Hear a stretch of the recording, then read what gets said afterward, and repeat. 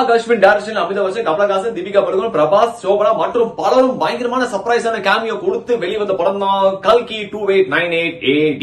ரிவ்யூக்குள்ள போறோம். படம் எப்படி இருக்கு சொல்லி முடிச்சிடும். இது வந்து ஒரு மித்தாலஜிக்கல் சயின்ஸ் ஃபிக் யூனிவர்ஸ், மகாபாரதையும் இப்ப நடக்கிற சயின்ஸ் டெக்னாலஜி கலந்து ஒரு கதை எடுத்திருக்காங்க. ஒரு சூப்பரான கான்செப்ட் ஆக்சுவலி. ஆனா ஃபர்ஸ்ட் ஹாஃப் வந்து பாத்தீங்கன்னா நம்மள அடிச்சு போட்டு தூங்க வச்சிருக்காங்க. செகண்ட் ஹாஃப் வந்து தண்ணி தெளிச்சு விட்டு அப்புறம் வந்து கொஞ்சம் எழுந்து நம்ம பார்க்கும்போது கடைசி 30 to 40 மினிட்ஸ் வந்து பிரம்மாண்டத்தை அடிச்சு செல்லிருக்காங்க தான் சொல்ல முடியும். அந்த அளவுக்கு சூப்பரா இருந்தது. நல்லா இருக்கா நல்லா இல்லையா அப்படி கேட்டீங்கன்னா ரெண்டுத்துக்கு நடுவுல இந்த படம் இருக்கு. இந்த படம் இந்த மேக்கிங்காகவே இந்த படத்தை நீ கண்டிப்பா பார்க்கலாம். ஆனா முதல்ல பொறுமை ரொம்ப அவசியம். சோ இப்போ வாங்க மிச்சம் இருக்கிற விஷயத்துக்குலாம் போலாம். அப்புறம் மறக்காம லைக், ஷேர், சப்ஸ்கிரைப் பண்ணுங்க.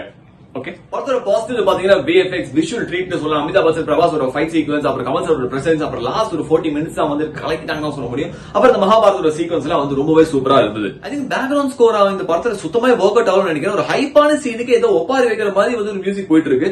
ஐ ஹோப் வந்து செகண்ட் பார்ட்ல வந்து கொஞ்சம் பெட்டரா மியூசிக் கொடுப்பாங்க நான் நினைக்கிறேன். நிறைய ஜம்ப் ஷாட்ஸ் இது, அப்புறம் நிறைய தேவையில்லாத சீன்ஸ் இந்த லெங்தி டயலாக்ஸ் எல்லாம் இருந்ததால ரொம்பவே நம்ம பொறுமையை வந்து சோதிக்க வச்சுதான் சொல்ல முடியும். பட் எப்படியும் வந்து செகண்ட் ஹாஃப்ல வந்துட்டு அதை தேடிட்டாங்க. ஒரு நல்ல ஒரு லீடும் கொடுத்துட்டாங்க செகண்ட் பார்ட்டுக்கு. பாத்தீங்கன்னா பிரபாஸ் அவர்கள் ஏன் இப்படி மாசான ஹீரோ தூசமா யூஸ் பண்றாங்க தெரிய மாட்டேங்குது. அவரோட டயலாக்ஸ் ஆகட்டும், ஒரு ஃபர்ஸ்ட் ஹாஃப்ல வரக்கூடிய சீக்வன்ஸ் ஆகட்டும், இல்லனா ஒரு இன்ட்ரோ கிட்ட 20 மினிட்ஸ் பயங்கர போரிங்கா தான் இருந்தது ஆக்சுவலி. பட் செகண்ட் ஹாஃப்ல எப்படி டிக்கரிங்கா பண்ணீங்கன்னு அவர் வந்து ஒரு மாசா காமிச்சு செகண்ட் பார்ட்டுக்கு ஒரு பயங்கரமா லீடு கொடுத்து அனுப்பிட்டாங்க.